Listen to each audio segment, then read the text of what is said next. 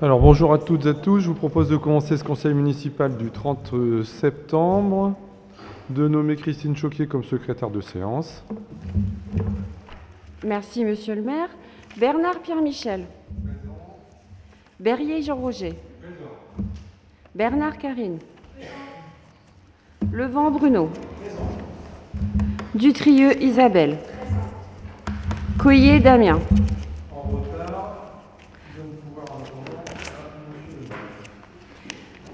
Potvin Valérie. Célidonio Nautilio. Asselin Isabelle. Tétini Aldo. Manard Sylviane. Hénin Daniel. Renoncourt Claude. Bafcop Francine. Gourdy Elisabeth. Delbove Nicole. Benguenou Amar. Bi Isabelle. Beljouri Ali. Présent. Pires Martine. Thorez Isabelle. Vincent Alain. Kenouf Nathalie. Messager Patrick. Présent. De Gogh Cédric. Gandao Régis. Choquet Christine présente. Moradi Cyril. Walleran Edith. Malo Peggy. Jamjam Hamid. Dolik Virginie. Ladrier Dimitri. Oh pardon.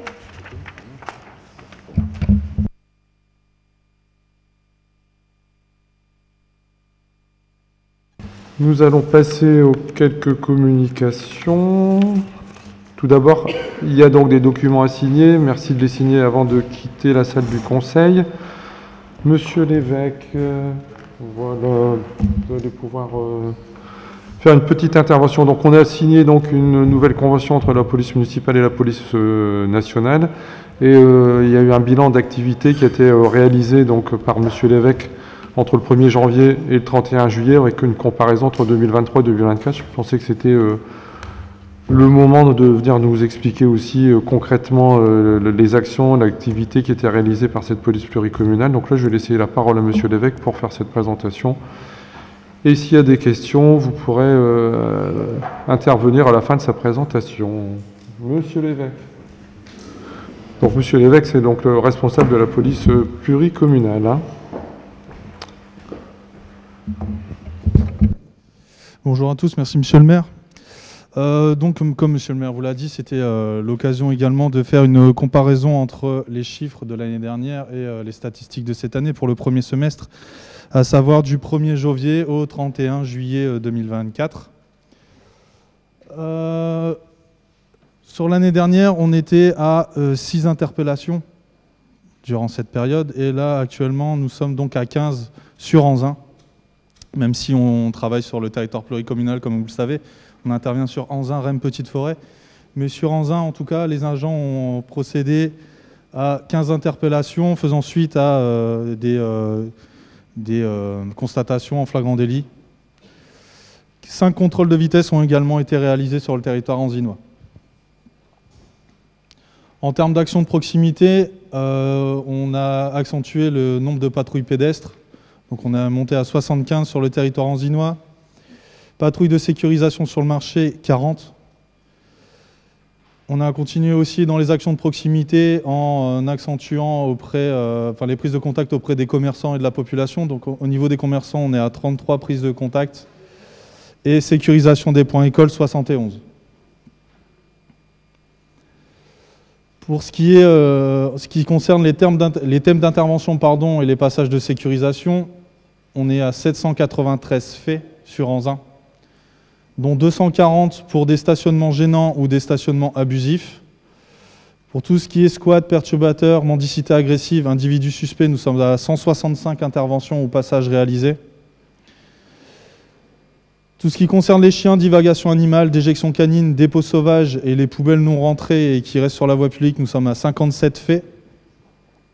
Atteinte aux biens publics ou privés, vol, cambriolage, démarchage à domicile, 54 faits. Des nuisances sonores, des tapages mécaniques sauvages sur la voie publique, 53 faits. Également, les faits de rodéo, vitesse excessive, des accidents de voie publique et ce qui ont conduit les agents à procéder à des actions de circulation, nous sommes à 41 faits. La voirie, occupation illégale du domaine public, 32. Sécurisation de festivités, nous sommes à 29 faits. Pour ce qui est les déclenchements d'alarme dans les bâtiments communaux, 28 faits. L'assistance aux personnes, 26 faits. Différentes voisinages ou familiaux, 18. Atteinte aux personnes, RIX, agression, 17. Des interventions en lien avec les stupéfiants, 11 interventions. Et des interventions sur réquisition d'autres services de sécurité avec qui nous travaillons beaucoup, comme les pompiers, la police nationale ou la gendarmerie également, qui nous appellent également. Nous sommes à 17 faits. Nous avons des policiers municipaux sur Anzin, mais nous avons aussi 4 ASVP, donc 4 agents de surveillance de la voie publique qui aident beaucoup le service. En termes d'action de proximité, ils réalisent également des patrouilles pédestres et des patrouilles VTT. Donc en termes de patrouilles pédestres, nous sommes à 108 patrouilles effectuées depuis le 1er janvier 2024 et en VTT 12. Pour ce qui est les thèmes d'intervention ou de sécurisation des ASVP, pour les stationnements gênants, 42, poubelles sur la voie publique, 51, nuisances, déjection canine, 23, tout ce qui est en lien avec l'administratif et la gestion du régie du marché qu'un des agents est affecté, à laquelle un des agents est affecté, 23 faits, constatation de délit, 7, assistance à personne, 7, et intervention sur réquisition d'autres services comme la police nationale, et nous également, on peut les appeler. Nous sommes à 31 faits. À Anzin, nous disposons également du centre de supervision urbain, avec les caméras de vidéoprotection sur la totalité du territoire de la ville, du territoire anzinois. Nous avons été réquisitionnés à 37 reprises par les services des forces étatiques, par la police nationale et la gendarmerie. Et avec les caméras, il y a 27 relectures positives qui ont conduit à des interpellations ou à des compléments dans les investigations. Voilà, je vous remercie pour votre attention.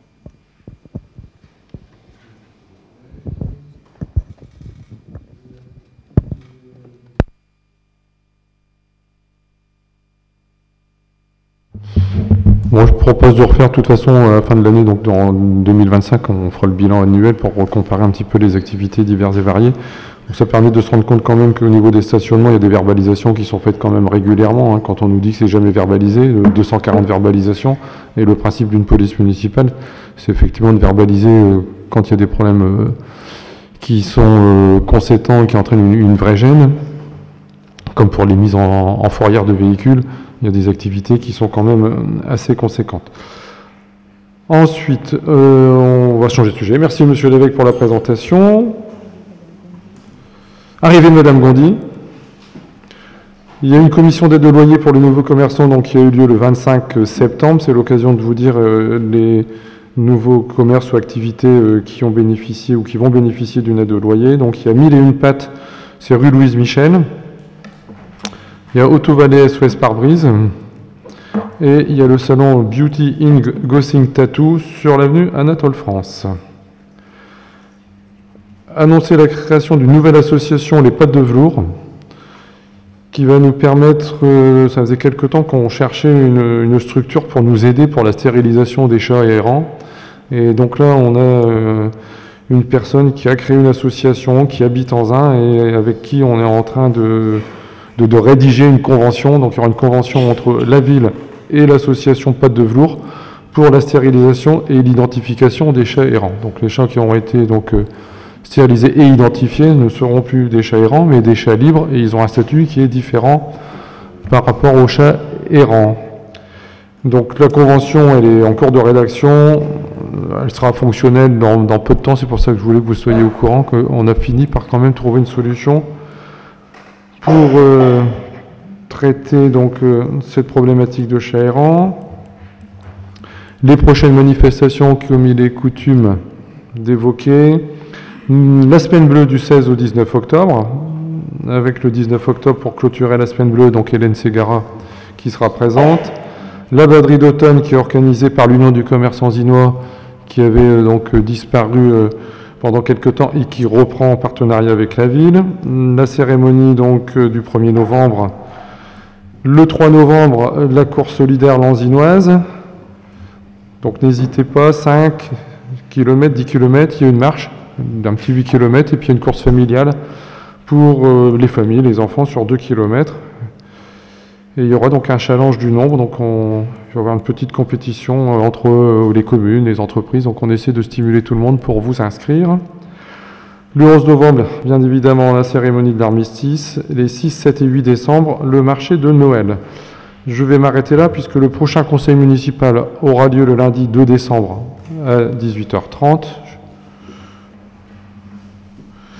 Donc c'est vrai que par rapport aux autres années, on a un peu décalé. Habituellement, on fait le rapport de situation budgétaire en novembre et on vote le budget en décembre. Vu le contexte national, projet de loi de finances n'est toujours pas connu, acté pour se faire des projections et faire un budget. C'est un peu compliqué. Je tiens à signaler qu'il y a quand même certaines collectivités qui vont continuer à passer en novembre le rapport de situation budgétaire et le budget au mois de décembre. Donc logiquement, sauf s'il y a des modifications ou des contraintes particulières, le conseil municipal pour le vote du budget aura lieu le 27 janvier. C'est sur ce sujet-là, monsieur Vin ? Je vais peut-être finir mes communications. Juste aussi pour information, nous avons donc la présence des itinérantes. Donc c'est pour que vous soyez informés qu'il y a des prises de vue qui vont être réalisées lors de ce conseil municipal dans le cadre des films du vœu, qui pourront servir ou pas en fonction de ce qui sera retenu. J'ai quasiment tout dit. Monsieur Vincent, vous vouliez intervenir ?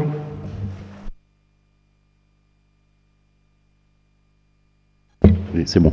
Une question en fait. Moi, comme les gens de mon groupe, ainsi que M. Jamjan, mais les gens de son groupe et Mme Gourdi, nous sommes bien aujourd'hui conseillers municipaux, comme les gens qui sont ici autour de la table. Alors, pouvez-vous expliquer pourquoi, justement, dans les communications, on reçoit certaines invitations et pas d'autres? Alors que sur les invitations, vous me la stipulez bien, Monsieur le maire et le conseil municipal invite. Je peux vous donner des exemples, hein.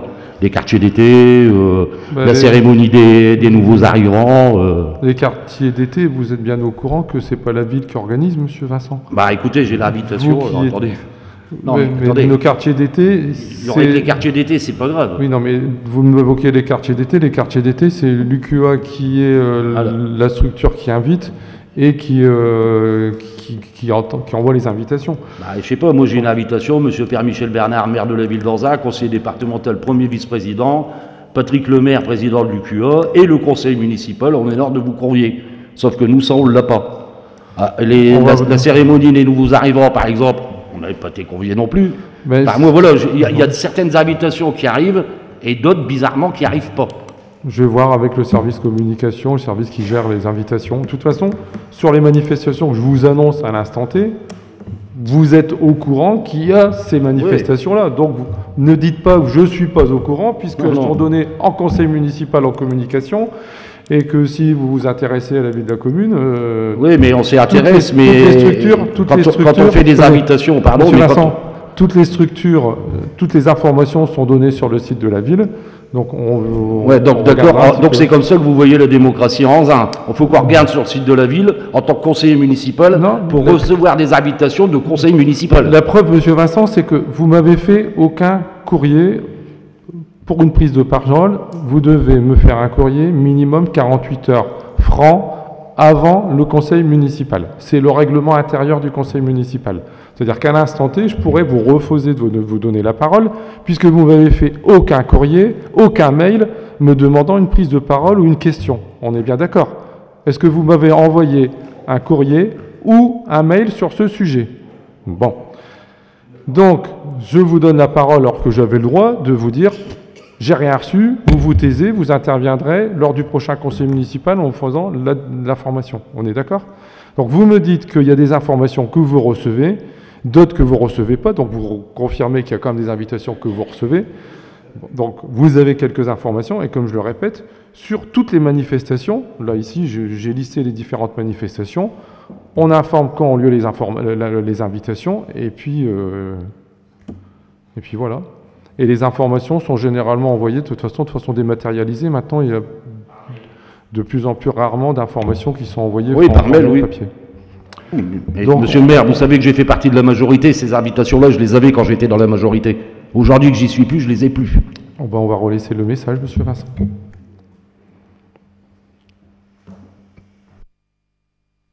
La dernière information, donc la démocratie, c'est de laisser la parole alors que j'aurais pu vous la couper, vous voyez. Retour sur l'intervention, oui, mais bon, il y a des cérémonies, je reviens, les cérémonies officielles, les cérémonies patriotiques, vous connaissez les dates. Ah ben oui, mais je vous vois pas souvent, enfin, il y en avait une dernièrement, j'ai vu personne de l'opposition ou de ce qui fait figure d'opposition aujourd'hui sur les manifestations patriotiques. Il n'y a pas beaucoup de monde, hein, au niveau de l'opposition. Ben, il n'y a peut-être pas beaucoup de monde, mais on est quand même bien plus nombreux que vous. Alors, on était combien? La photo, elle ne prend pas tous les élus, monsieur Vincent.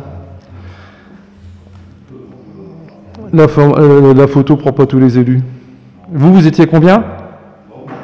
Ouais, vous étiez combien, puisque vous parlez pour tout le monde? Vous étiez combien?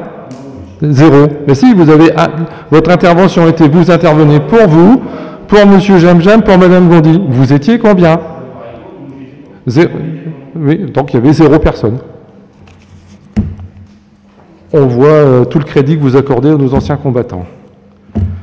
Retour sur l'intervention de monsieur Jamjam sur le compte administratif lors du dernier conseil municipal.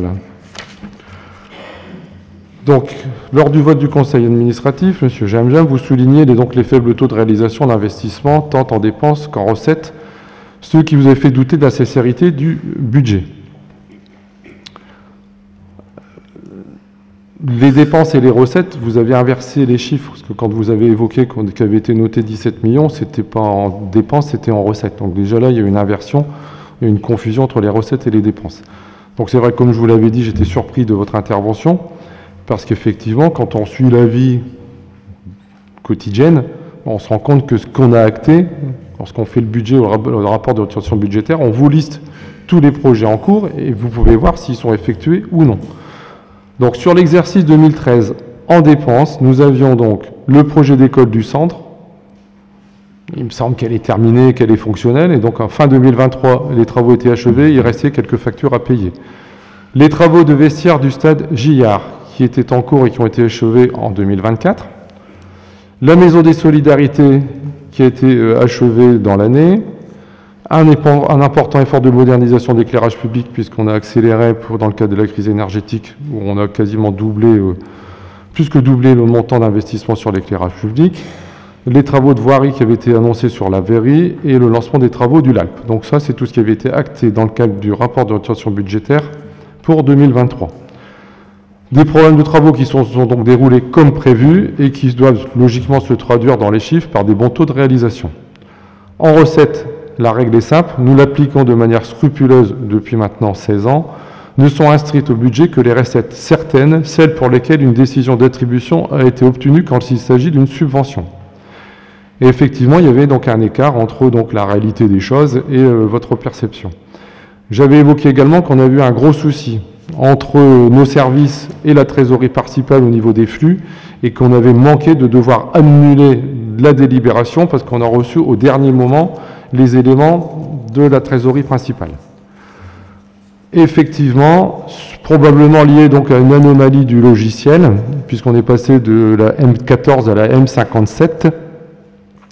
Les crédits à reporter, qui figurent bien donc sur la liste, c'est pour ça qu'on vous a remis le nouveau document avec cette fois-ci les bons éléments. Les crédits à reporter ont été intégrés par le logiciel en plus des crédits votés. ce qui a gonflé artificiellement les crédits votés et qui mécaniquement réduit le taux de réalisation. Un nouveau document vous a donc été remis ce jour sur table.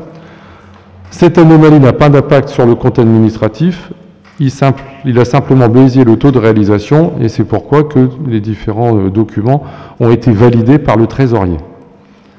Sur la question des taux de réalisation, 73% hors restes à réaliser en dépenses d'investissement ont été donc actés et en tenant compte des restes à réaliser, nous serons à 97%. En recettes d'équipement, 60%, le chiffre est effectivement un peu plus bas et c'est assez normal puisque l'essentiel des subventions est perçu après travaux, de même qu'une partie des emprunts qui est mobilité après la clôture budgétaire. Ainsi, si l'on intègre ces recettes restant à réaliser au 31/12, on obtient un taux de 99,5%. Concernant les subventions d'investissement, on ne pouvait être plus prudent et sincère puisque nos recettes encaissées et à encaisser sont supérieures aux prévisions puisque nous sommes à 106%. Cette prudence vaut aussi pour le fonctionnement, vous ne l'aviez pas souligné à l'époque, nous avions prévu un total de 21 17 558 € et nous avons réalisé 21 440 577, soit un taux de réalisation de 102%. Je voulais donc qu'on refasse quand même un peu le point pour rééclaircir les différents chiffres qui pouvaient effectivement être source de mauvaise interprétation.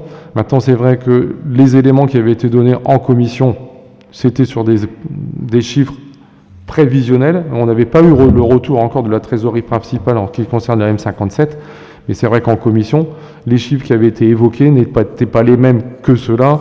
Et donc, si vous aviez été aussi présent en commission, ça aurait permis de peut-être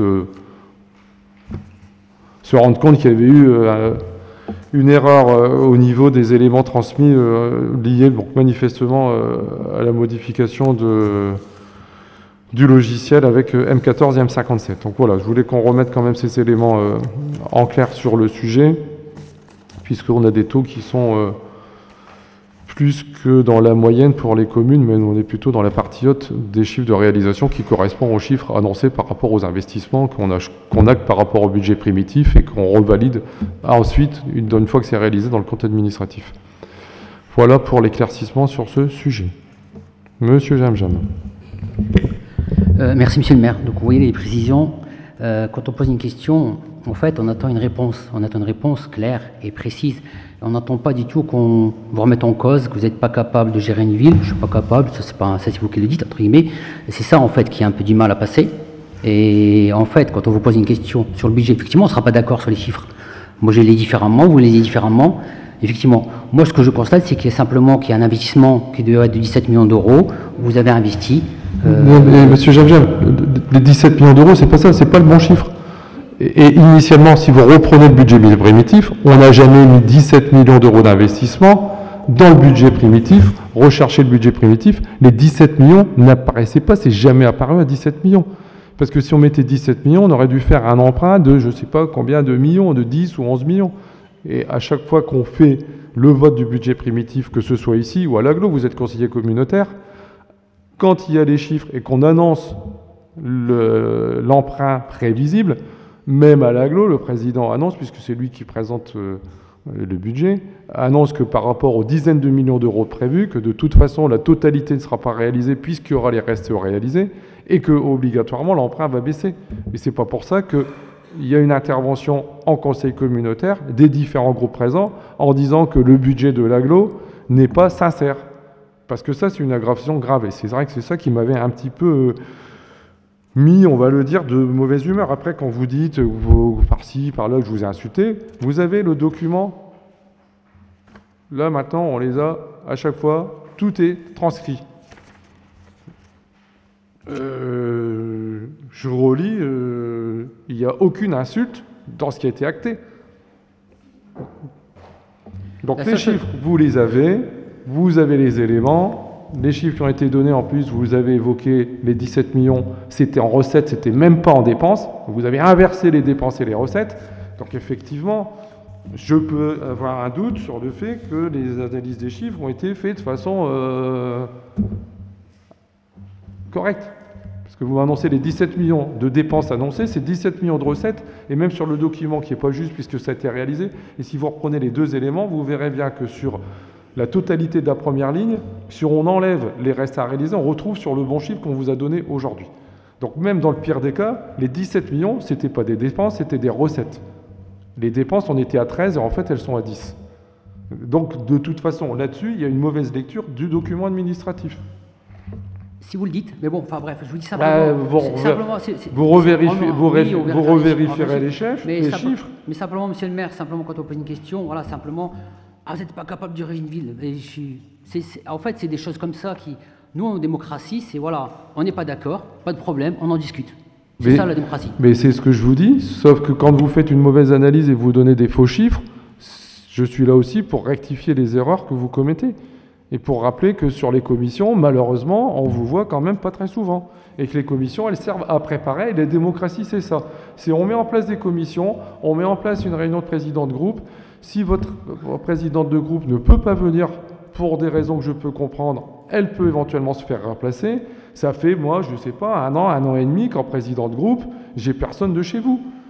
Et donc, désolé de mais on travaille, donc c'est pas évident de se libérer. C'est pas évident de se libérer le soir. C'est pas évident de. Voilà, c'est exactement ça. Mais, oui, mais le soir c'est pas facile de se libérer, la journée c'est pas facile de se libérer. Donc nous, on a aussi les contraintes de nous, les élus. On a des gens qui travaillent aussi, et on a nos techniciens qui ont aussi des créneaux horaires à respecter dans le cadre de leur activité professionnelle.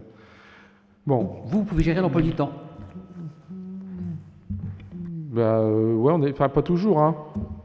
Là, cette nuit, j'étais réveillé à 2h du matin. De 2h à 4h, j'étais dans la rue dans mon emploi du temps n'a pas été géré entre 2h et 4h du matin. Donc on a aussi des imprévus qui arrivent la nuit ou la journée et on essaie de s'arranger. Et quand l'un ne peut pas y aller, c'est un autre élu qui y va. On essaie qu'il y ait toujours quelqu'un de présent. C'est le travail du maire. Et ben donc voilà. Donc il est bien fait puisqu'on a toujours quelqu'un de présent.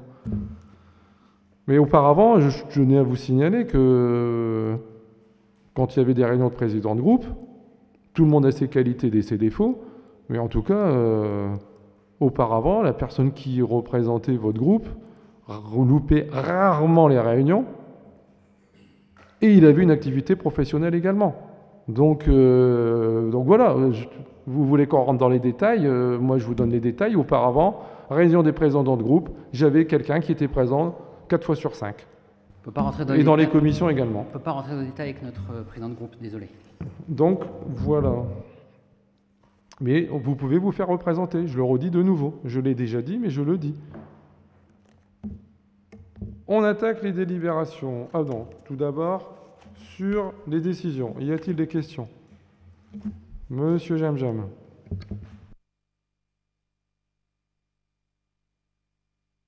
En fait, juste sur une référence 144, il y avait une vidéo, c'est pour quel projet exactement?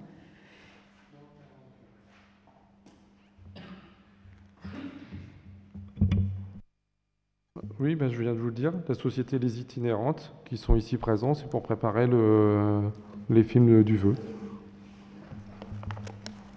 Et la référence 187, là c'est la pose de mur et clôture pour l'école Simone Veil. Oui, donc suite. Pourquoi ça n'a pas été décidé dans la globalité en fait, quand on a fait l'école où il y a eu un souci? Lors d'une tempête, le mur s'est effondré. Quand je vous dis que vous n'êtes pas très présent sur le terrain, je suis un peu surpris des questions. L'école, elle est juste avant l'inauguration, il y a eu la tempête. La tempête a fait que le mur s'est effondré à ce moment-là. Donc on ne pouvait pas prévoir que le mur allait s'effondrer. Donc on a fait une déclaration à l'assurance qui manifestement est en cours d'analyse, mais compte tenu de la vétusté et de l'ancienneté du mur, c'est pas du tout certain que ça passe dans le cadre de notre assurance, malgré la tempête. Et on ne pouvait pas laisser l'absence de sécurisation entre l'école et la parcelle voisine avec les établissements Pépin. Et donc il y a un marché qui a été mis en place pour refaire un mur complet pour resécuriser l'école. Mais ce n'était pas prévu initialement. Et vous inquiétez pas pour nous, on est présents sur le terrain. Mais c'est gentil de se soucier. On ne vous voit pas souvent, nous, en tout cas. Ensuite, sur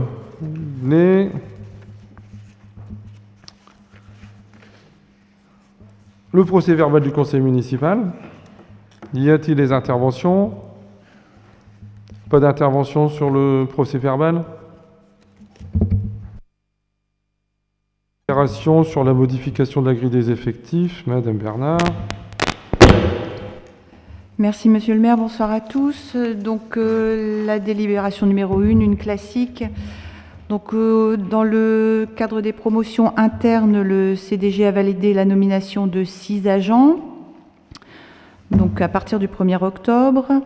Au niveau des avancements de grade, le CDG nous a validé la nomination de 17 agents et pas 18 comme il avait été écrit lors de l'envoi du conseil municipal. Au niveau des stagiairisations, dans notre politique de résorption de l'emploi précaire, étant donné que le contrat d'un agent arrivait à son terme, nous proposons de pérenniser cet agent qui est positionné sur un poste permanent et donc par conséquent procéder à sa nomination en qualité de stagiaire à compter du 1er octobre 2024. Au niveau du pôle des ressources humaines et également au niveau du pôle développement social et territorial durable, donc un agent dans chaque service est parti pour mutation. Il faut donc procéder au recrutement de son remplaçant.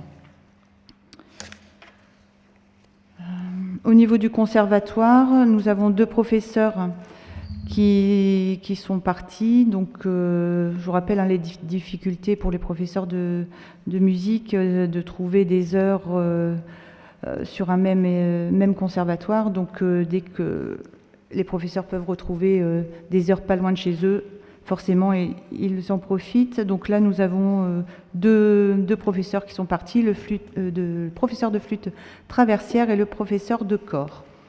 Donc nous sommes en phase de recrutement. Donc bien sûr, la régularisation de la grille des effectifs sera effectuée au Conseil suivant les recrutements définitifs.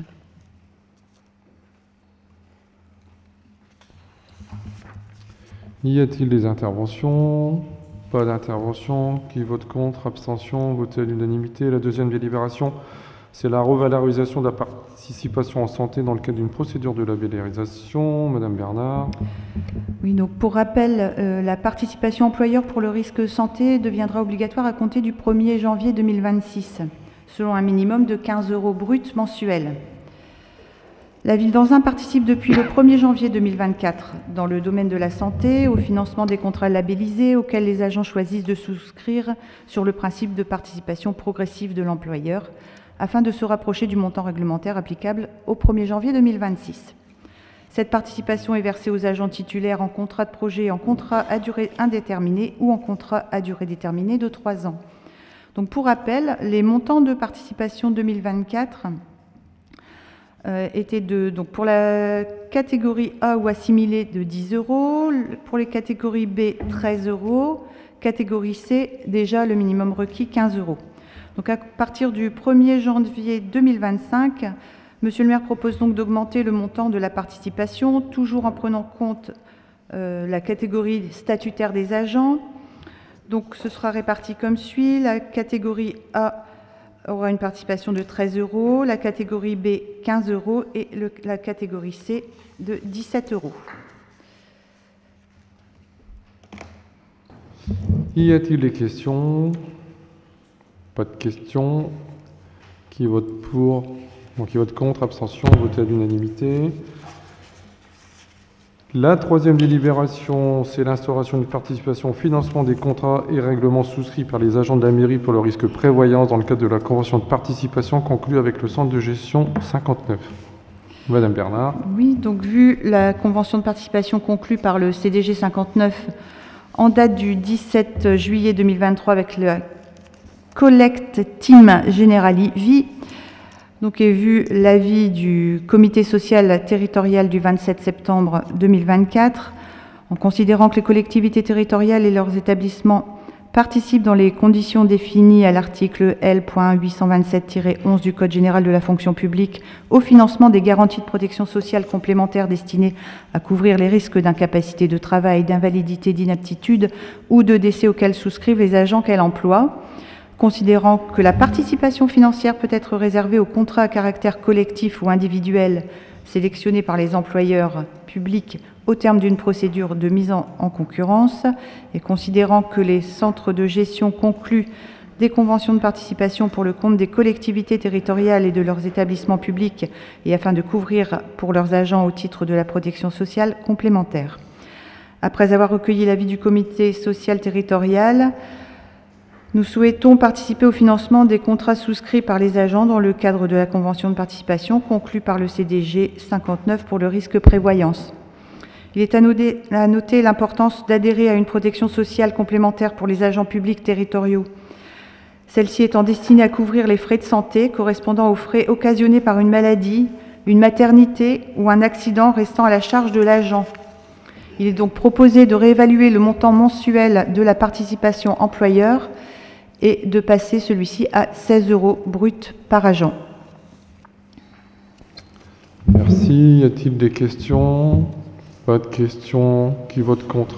Abstention. Voter à l'unanimité. Quand même un petit rappel sur ces deux délibérations. C'est quand même deux délibérations qui sont importantes pour nos employés, pour le maintien du pouvoir d'achat de nos employés. Rappelez que la précédente, l'obligation n'est qu'au 1er janvier 2026. Il y a quand même encore pas mal de collectivités qui ne donnent aucune aide ou qui ne sont pas à notre niveau. On a fait un petit échantillonnage sur des communes de même strate ici à proximité. Nous sommes ceux qui participeront le plus financièrement parlant. Et pour cette délibération-là, nous étions à 12 €, donc on passe à 16. Et légalement, le minimum, c'est 7 €. Donc on est quasiment 2,5 fois le minimum qui nous est imposé. Donc je tenais quand même à signaler l'effort qui est fait par l'équipe municipale sur ces deux délibérations. Ensuite, c'est une délibération relative à l'apprentissage. Toujours Madame Bernard. Oui, donc dans le service électricité, donc nous proposons de prendre un apprenti. Donc le diplôme préparé est un bac pro MELEC, métier de l'électricité et de ses environnements connectés, pour une durée de 2 ans. Donc bien sûr, le baccalauréat professionnel métier de l'électricité et de ses environnements connectés forme aux technologies de performance énergétique des bâtiments et des installations, ainsi qu'à la préparation des opérations de réalisation, de mise en service et de maintenance, sans oublier la communication. Les connaissances acquises permettent à l'apprenti d'analyser et d'organiser les conditions des opérations et leur contexte, de définir une installation à l'aide des solutions préétablies, de réaliser une installation de manière éco-responsable, de contrôler les grandeurs caractéristiques de l'installation, de régler et paramétrer les matériels et de valider le fonctionnement de l'installation. Donc le démarrage de ce contrat d'apprentissage est prévu pour le 1er octobre. L'école, pour information, c'est l'AFPI de Valenciennes. Donc c'est un jeune stagiaire que nous avions déjà accueilli au sein même du service, que nous avons décidé d'aider dans son contrat d'apprentissage. Merci. Y a-t-il des questions? Non plus. Qui vote contre? Abstention? Voté à l'unanimité. La 5e délibération concerne la politique de la ville, délibération classique, c'est la prévention spécialisée, participation de la ville pour 2024. Sur cette délibération, Madame Delbove ne participera pas au vote. Monsieur Célidonio. Merci Monsieur le maire. Oui, en effet, reconduction tacite d'une convention qui a été signée en janvier 2008, donc pour mettre en place une prévention spécialisée, donc convention qui s'est faite en collaboration avec le département du Nord et le club de prévention du CAPEP. La prévention spécialisée, donc je vous rappelle que c'est un ensemble d'actions qui vise à aider les jeunes en difficulté, donc en leur proposant un accompagnement éducatif, tout cela dans le but de résoudre leurs problèmes sociaux, favoriser leur intégration sociale. Donc pour ce faire, des éducateurs travaillent à temps plein et à mi-temps dans la ville. Ils fournissent un soutien individuel des activités éducatives en rencontrant les jeunes dans des endroits tels que les rues, les abords d'immeubles, les stades et d'autres lieux publics fréquentés par les jeunes. Donc ils peuvent aussi rencontrer ces jeunes lors de permanences. Ces jeunes ont l'occasion d'accéder à un espace d'écoute et de reconnaissance. Et ça permet également de développer des projets individuels ou collectifs en collaboration avec nos médiateurs 16-25. Pour info, on a eu plus de 470 interventions sur le terrain et en majorité, les jeunes rencontrés sont de public masculin. Nos jeunes sont également soutenus dans différentes démarches pour les aider à surmonter les difficultés administratives qu'ils pourraient rencontrer. Et par cette convention, donc, la ville s'engage à participer aux réunions, fournir un soutien technique et financier, à contribuer avec des propositions pour cette action. Donc, il vous est donc proposé de donner votre accord pour que Monsieur le maire procède au versement de la contribution financière de la ville au CAPEP, conformément à la convention, sous forme d'une subvention d'un montant de 7 500 €. Merci. Merci. Y a-t-il des interventions?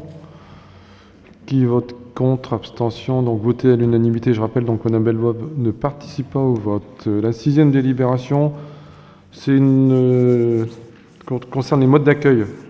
0-3 ans, c'est une labellisation crèche à vocation d'insertion professionnelle. Madame Asselin. Merci Monsieur le maire. Donc il s'agit ici de vous présenter le projet de labellisation de la crèche à VIP, crèche à vocation d'insertion professionnelle. Ce label, porté par la CAF, a pour ambition de lever les freins à l'emploi des parents en recherche d'emploi ou ayant un projet de formation de reconversion professionnelle, en mettant à disposition des places de crèche pour leurs enfants de moins de 3 ans. L'objectif est double, lever les freins à la reprise d'un emploi, favoriser l'accès aux modes d'accueil pour leurs enfants qui en sont souvent exclus, afin de favoriser leur développement et lutter contre les inégalités. Concrètement, nous disposons d'une capacité d'accueil de 25 places et notre structure, dans sa configuration actuelle, doit donc pouvoir accueillir 20% d'enfants, soit 5 places dédiées. Il est bien évident que nous ne pouvons pas pousser les murs de la crèche.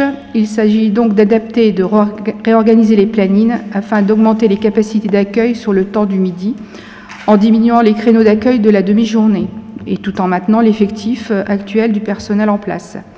Pour ce qui est de la chronologie du projet, un diagnostic a déjà été réalisé courant mars afin d'identifier les familles répondant aux critères. Diagnostic réalisé en collaboration avec les partenaires identifiés dans un premier temps, à savoir la CAF, France Travail, Mission Locale, CCAS, tout en sachant que cette liste est non exhaustive. L'accompagnement qui sera mis en place sera personnalisé et renforcé, mais aussi contractualisé afin d'assurer le suivi sur une durée allant de 6 à 12 mois, avec un accueil assuré de l'enfant de 10 heures par semaine dans la structure. En interne, les référentes identifiées afin d'accompagner les parents dans ce parcours seront Mathilde, référente du RPE, et ou Mathilde, directrice adjointe de la crèche. Pour ce qui concerne l'aspect financier du projet, nous serions soutenus par la CAF sous la forme d'un bonus de 7 500 € par an, avec une bonification de 2 000 € par place labellisée, soit un montant total annuel de 17 500 €.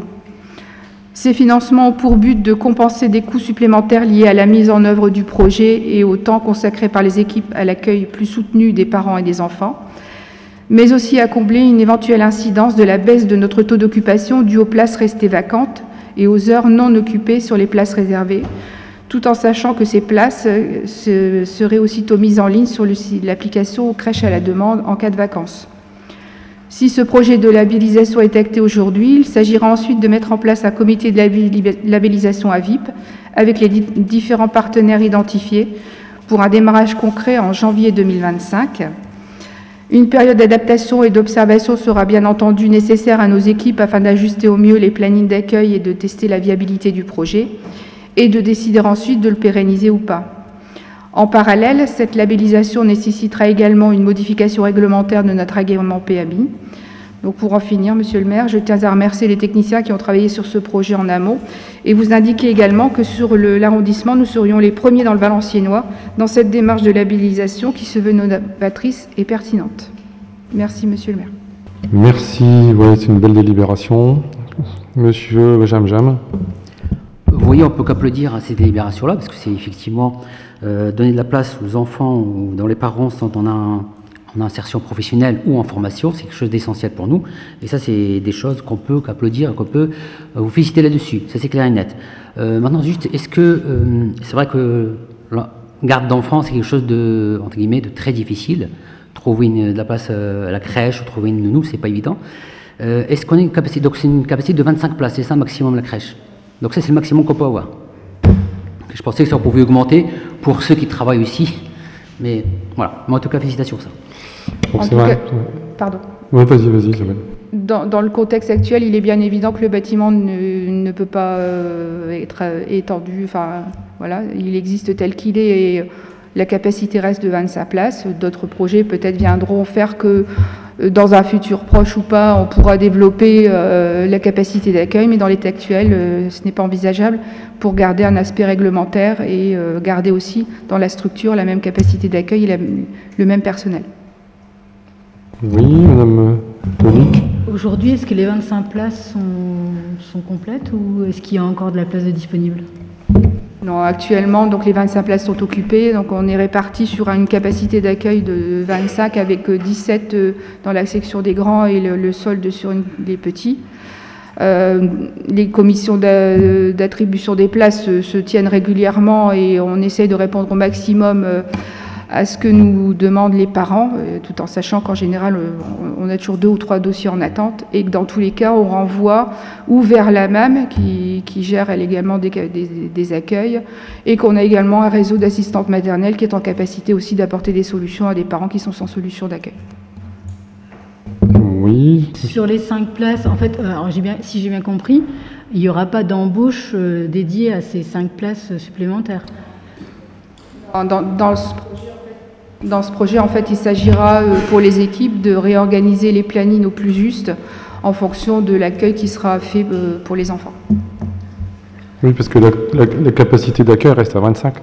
Donc après, c'est juste une modification. C'est pour ça qu'on dit qu'il y a des créneaux, des places supplémentaires sur certains créneaux qui vont être actés dans les temps du midi ou à l'accueil du matin et du soir. Mais de toute façon, c'est normatif. En fonction du nombre d'enfants, on doit avoir autant de personnel. Et aujourd'hui, le personnel que l'on a permet de valider cette labellisation. Sinon, de toute façon, on ne pourrait pas avoir le label. Et on remplit donc tous les critères avec le personnel qui a les diplômes pour être présent et accueillir les enfants dans la crèche. Mais c'est vrai que le local, et où est localisée la crèche, aujourd'hui, il n'y a pas d'extension possible et donc ça reste à 25. Isabelle a bien fait de parler. On a une MAM aussi. Il faut rappeler qu'on a réhabilité complètement un logement de fonction avec un investissement de passer 100 000 € de mémoire à l'époque. Et on a donc une maison d'assistante maternelle avec 3 assistantes maternelles qui peut accueillir des enfants. Je vais visiter d'ailleurs, rendre une visite dans peu de temps pour rediscuter un petit peu de la location de ce bâtiment. Et on a donc effectivement un réseau qui est mis en place. Après, il y a d'autres projets qui sont non actés, mais qui peuvent être à l'étude, notamment sur les rives de l'Escaut, avec éventuellement des crèches d'entreprise ou des micro-crèches qui pourraient voir le jour. Actuellement, les dossiers sont en cours. On sait que sur Anzin, les sous-sols sont compliqués, donc les projets prennent beaucoup plus de temps que prévu.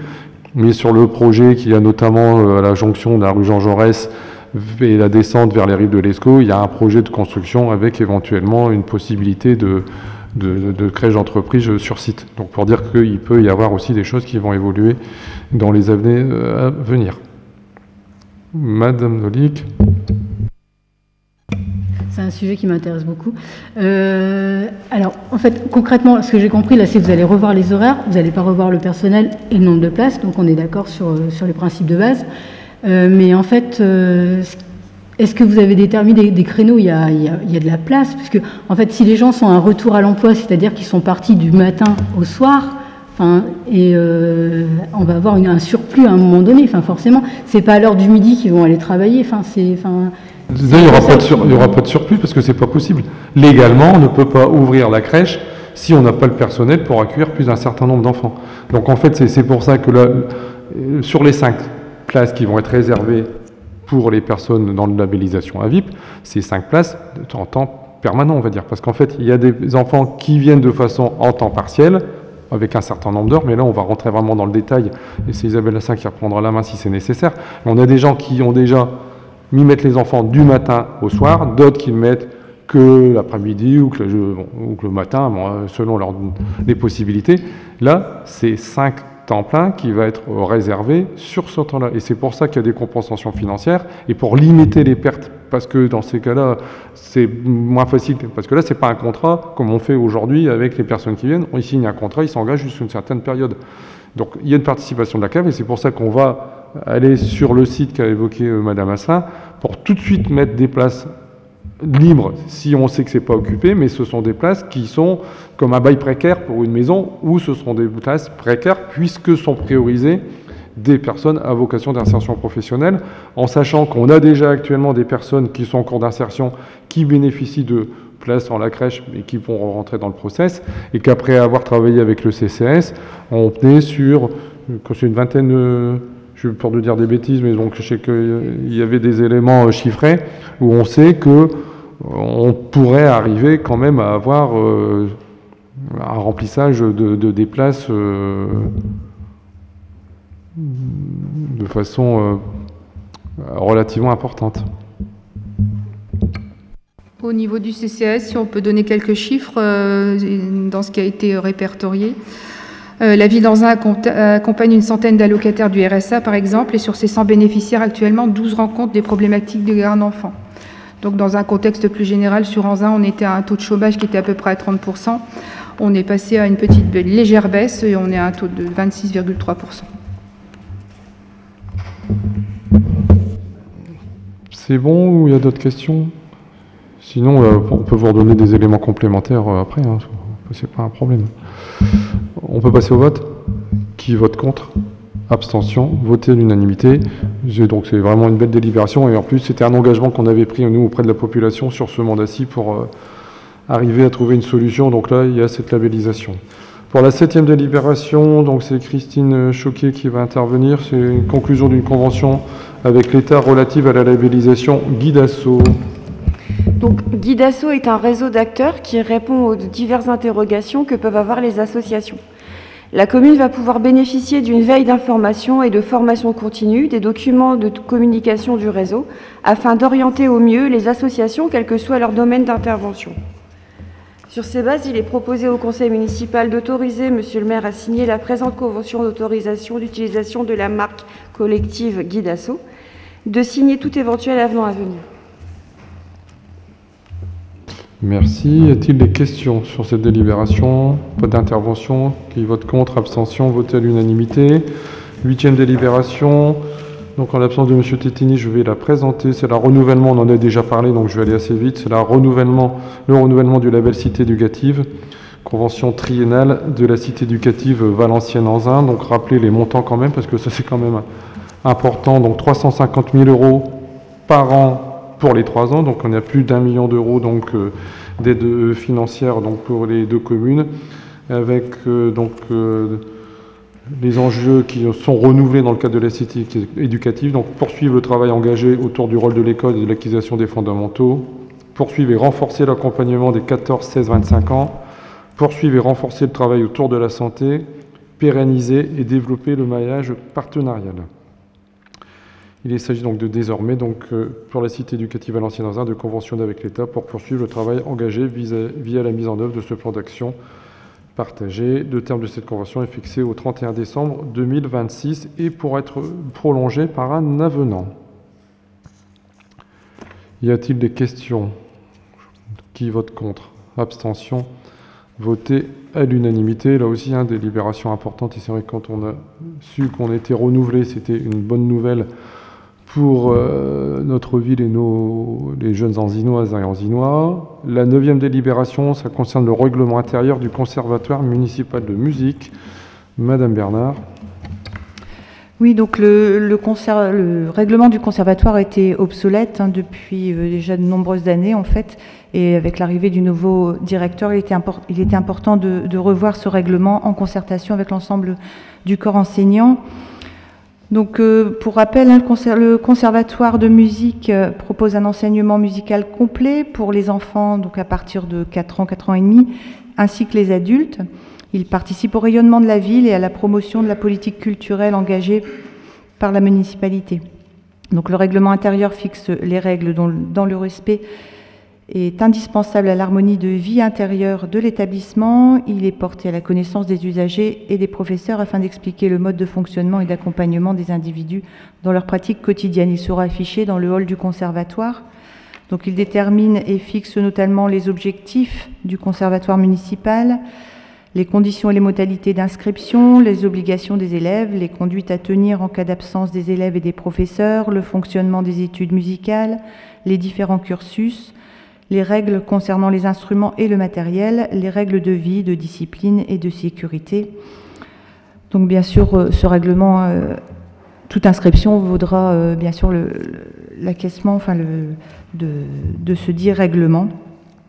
Donc pour rappel, quelques chiffres concernant le conservatoire municipal. Donc nous avons environ 220 élèves, 15 disciplines instrumentales, donc un directeur, une secrétaire et 21 professeurs, 4 classes d'éveil musical de 4 ans et demi à 6 ans, 20 classes de formation musicale, 2 orchestres pour les débutants, donc pour les instruments à cordes, les petits archers, pour les cuivres, les petits pistons, 3 ensembles instrumentaux, dont l'harmonie junior, l'orchestre à cordes premier cycle, l'orchestre symphonique, 2 ateliers de musique actuelle, une chorale d'enfants depuis la rentrée de cette année, et 4 orchestres à l'école, donc l'orchestre cuivre à l'école Carpeau, la batucada à l'école Jaurès, les métal à chœur à l'école de Gaulle et l'orchestre voix à l'école Simone Veil.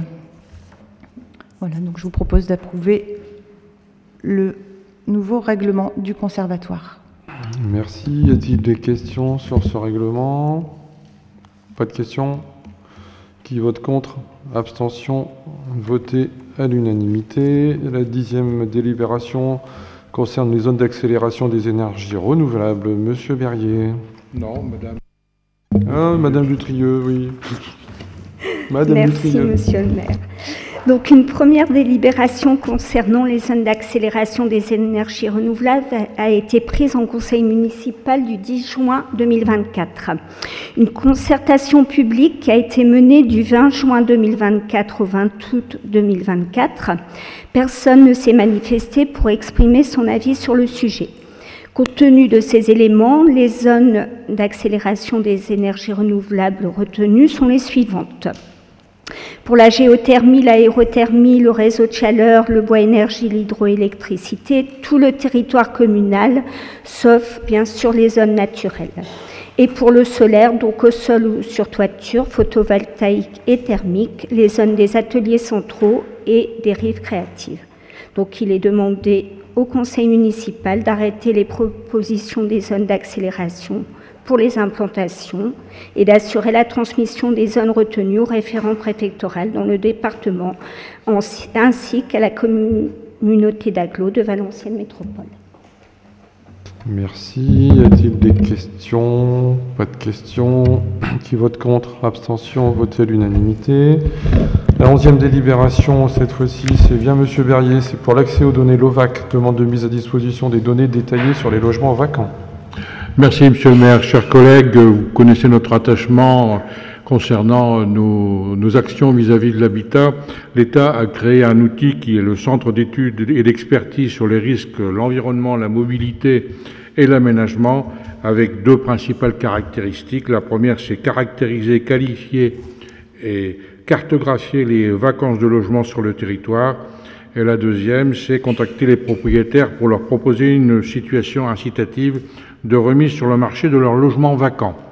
Donc je vous propose d'adhérer et d'accepter l'acte d'engagement tel qu'il a été présenté dans cette délibération et d'autoriser monsieur le maire à signer cet acte. Je vous rappelle que ce document sera repassé chaque année et je souhaite attirer votre attention sur l'article 5 et 6 où on nous demande de la discrétion, voire la non-communication des éléments qui vont nous être transmis sous sceau de la confidentialité, puisque ça concerne des particuliers.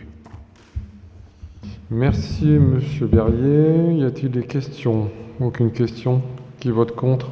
Abstention? À l'unanimité. Bon, c'est vrai que c'est un élément complémentaire pour la lutte contre l'insalubrité. Je pense que ça va nous permettre d'aider également sur la question des logements vacants, où parfois c'était un petit peu compliqué à s'y retrouver. La 12e délibération, avenant 2, c'est pour la convention de financement de l'opération de requalification de l'îlot d'Aubresse d'Abancourt-Fort de M. Berrier. Donc cette délibération, vous l'avez déjà vu passer 2 ou 3 fois.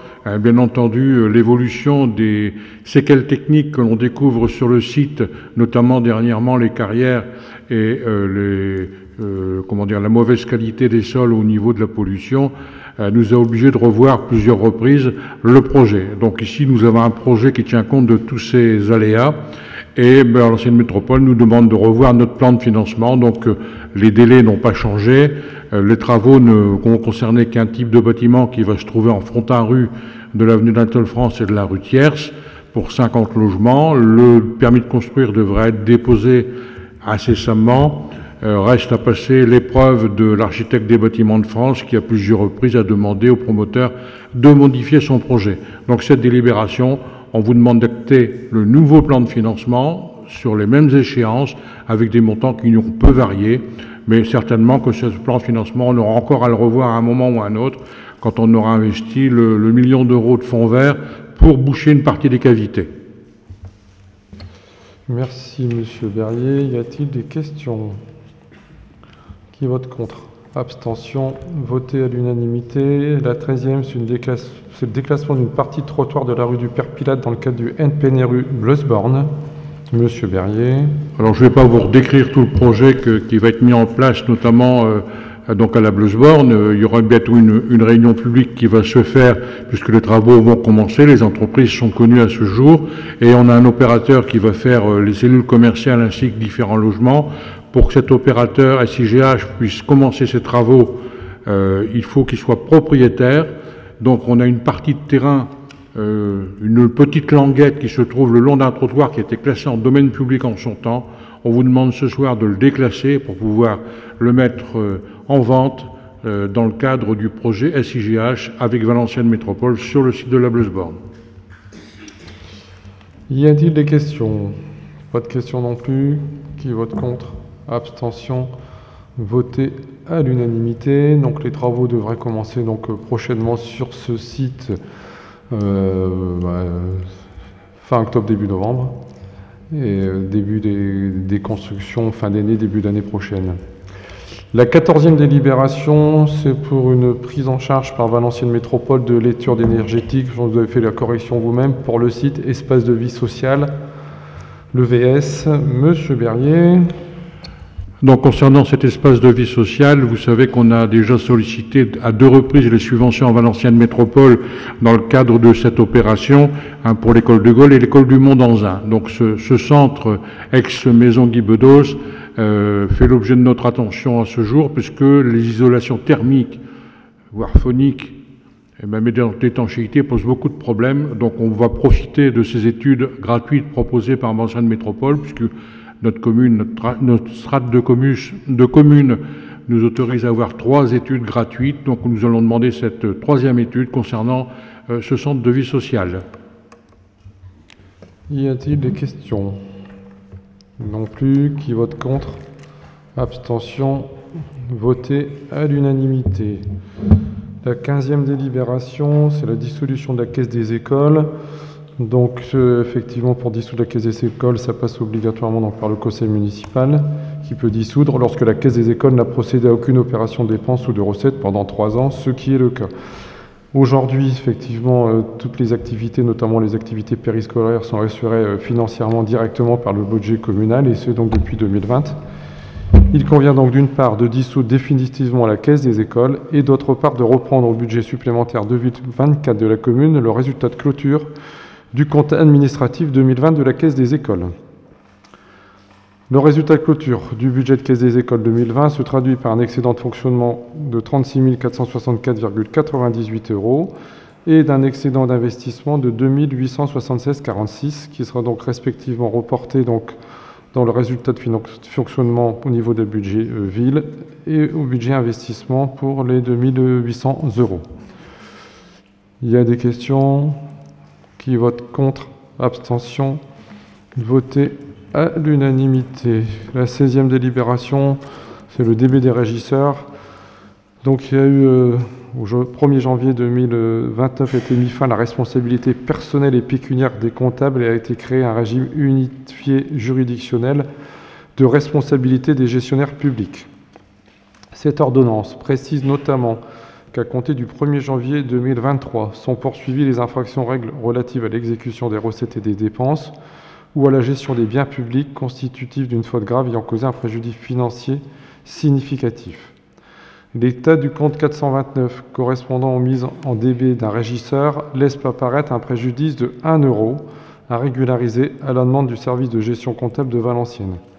Bien que ce montant soit antérieur au 1er janvier 2023, il y a lieu d'appliquer la législation la plus favorable, à savoir la nouvelle. Il est donc demandé au conseil municipal d'approuver la régularisation de ces DB par mandat au compte 65 888. Pas de questions, je pense. Qui vote contre? Abstention? Voté à l'unanimité. La 17e délibération, ça concerne notre contribution au parc naturel Scarpesco, puisque nous sommes ville-porte depuis de nombreuses années.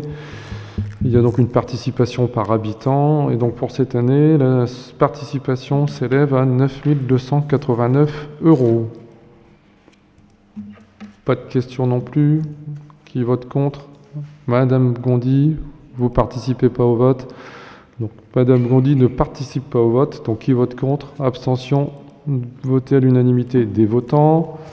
La 18e délibération, c'est pour la sollicitation du fonds énergie carbone de Valenciennes Métropole. On poursuit donc la mise en place des panneaux photovoltaïques au niveau de l'école Simone Veil. Il est proposé donc de rajouter, là c'est une capacité maximale, 750 m² de panneaux photovoltaïques supplémentaires solaires. La production annuelle de ces panneaux vont probablement largement dépasser la consommation du bâtiment. Le principe est donc d'utiliser l'autoconsommation collective pour les bâtiments communaux se situant dans un rayon de 2 km aux alentours. Le budget est estimé à 434 000 €. L'AGLO, dans le cadre de ce fonds énergie carbone, peut participer à hauteur des 50% du reste à charge de la commune. Il va donc être demandé une participation de 181 768,42. Y a-t-il des questions? Qui vote contre? Abstention. Voté à l'unanimité. La 19e délibération, c'est le rapport sur l'état et l'évolution de la dette en 2023. Donc, sur les opérations qui étaient effectuées en 2023. La ville a mobilisé les fonds d'un emprunt de 2,6 millions d'euros, contracté en septembre 2022 auprès de la Banque Postale. La durée d'amortissement est de 30 ans avec un taux annuel de 2,63. Par ailleurs, un nouveau contrat d'1,6 million a été signé avec l'Agence France Locale, durée d'amortissement de 20 ans avec un taux annuel de 3,51. Afin de mobiliser les fonds uniquement en cas de besoin, cet emprunt a été assorti d'une phase de mobilisation d'une durée maximale de 6 ans. Pour cet emprunt, donc les 6 mois, sur cet emprunt, les fonds ont été libérés en juin 2024 et n'apparaissent donc pas dans le présent rapport. En 2023, la ville a remboursé un total de 708 521 € et la ville a remboursé 122 653,48 € d'intérêt de la dette. L'encours de la dette présente les caractéristiques que vous avez. Donc globalement, il n'y a donc aucun emprunt toxique ou à risque. Une grande partie donc est fixe, une partie est liée au livret A, il reste une petite partie inférieure à 10% sur un taux variable, avec un taux actuel à ce niveau qui est le plus élevé à 4,20%. La typologie des emprunts est basée donc sur une double échelle de risque en fonction de l'index E de la structure du produit. La dette de la ville se situe à 100% dans la catégorie qui représente le moins de risque 1A, qui inclut donc les taux fixes et les taux variables, courant, Euribor, Eonia ou livret A. Cette sécurisation ne dégrade pas pour autant le coût de la dette, puisque le taux moyen au 31 décembre 2023 est de 2,42%, contre 1,80% en 2022. Il reste en dessous du taux moyen des communes de 10 à 20 000 habitants, qui s'établissait en décembre 2023 à 2,76%. Donc on est à peu près 10% en dessus de la moyenne des communes de notre strate. Arrivé de M. Coyer, c'est la fin de journée, hein. J'ai eu une nuit un peu perturbée. Contexte et stratégie d'endettement. Je termine, M. Coyer, ou je vous laisse vous installer? Je vous laisserai le budget supplémentaire. Contexte et stratégie donc d'endettement. Pour rappel, l'exercice 2022, dans un contexte de forte inflation, avait été marqué par plusieurs relèvements des taux directeurs de la Banque centrale. Les taux procédés aux collectivités territoriales avaient donc fortement augmenté sur l'exercice. La tendance s'est malheureusement poursuivie en 2023. Pour 2024, au stade du budget primitif, il est prévu de recourir à l'emprunt à hauteur de 2 122 045,22. Suite au budget supplémentaire et à la décision modificative de fin d'année, ce montant devrait être fortement diminué. Effectivement, nous sommes en train de tabler sur un emprunt qui devrait courir entre 500 à 600 000 euros. Pour sa procédure de mise en concurrence, la ville arbitrera entre taux fixe, variable et livret A. Compte tenu de la nature des investissements opérés en 2024, qui ont encore priorisé des dépenses d'efficacité énergétique, déploiement d'éclairage public en LED, avec encore donc, par rapport au budget initial, un montant qui était doublé, voire triplé, la rénovation complète de la salle des sports Jules Ferry, des dispositifs spécifiques, notamment les banques des territoires, pourraient nous permettre de bonnes opportunités qui proposent des prêts de transformation écologique.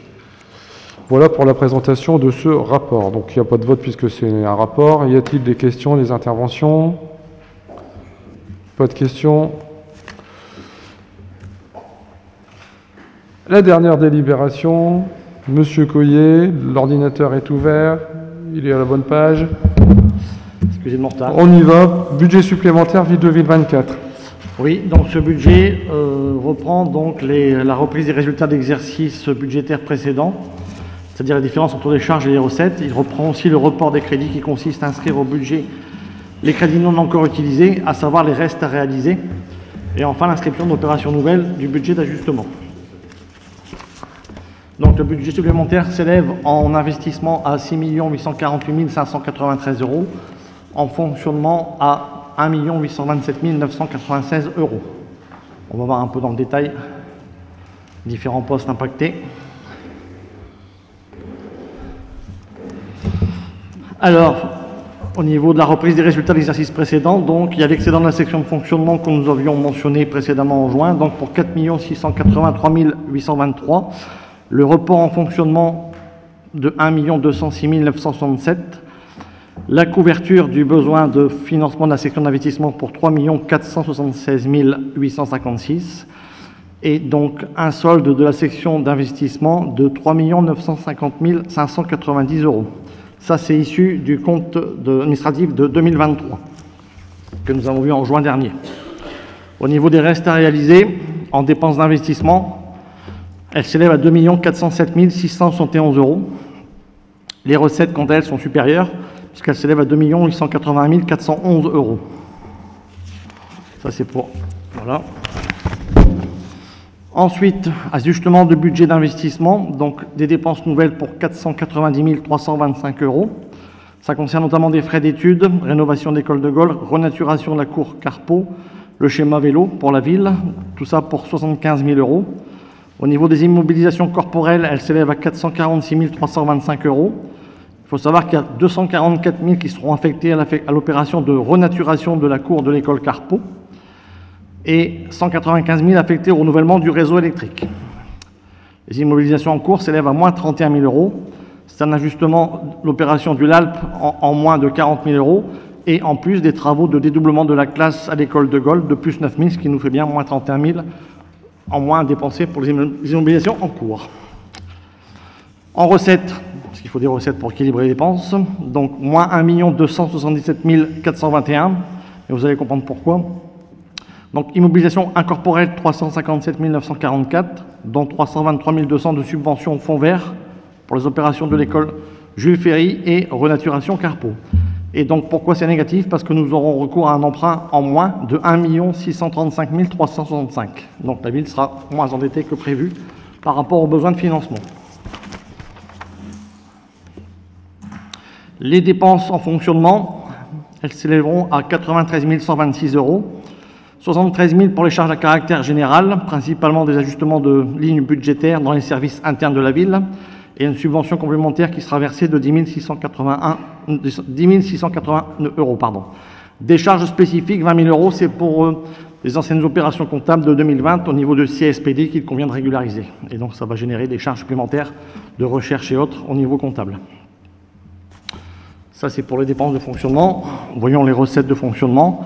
Elles s'élèveront à 590 564 euros. Au niveau des produits et services, on escompte 11 667 € de plus,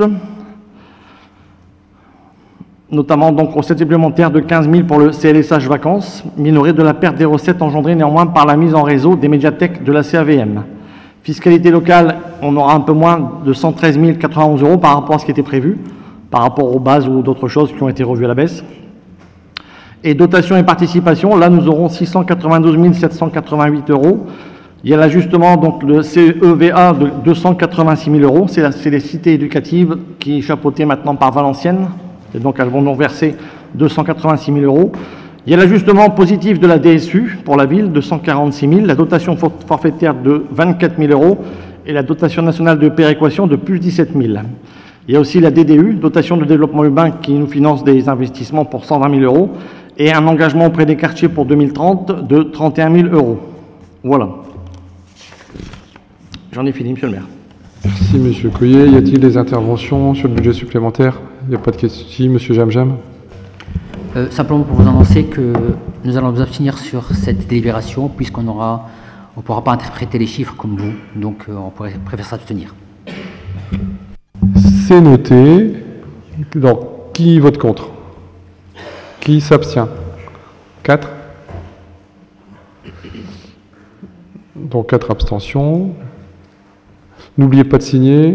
Juste pour revenir sur la communication au niveau des manifestations. De toute façon, je vais refaire un point, j'ai évoqué la com, mais c'est la com et le secrétariat général.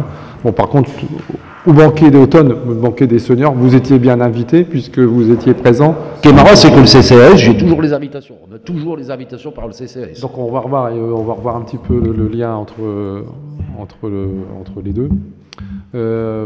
Par contre, j'évoque après, c'est le secrétariat général. Pour les présidents de groupe, vous pouvez faire un remplacement, hein, bien évidemment.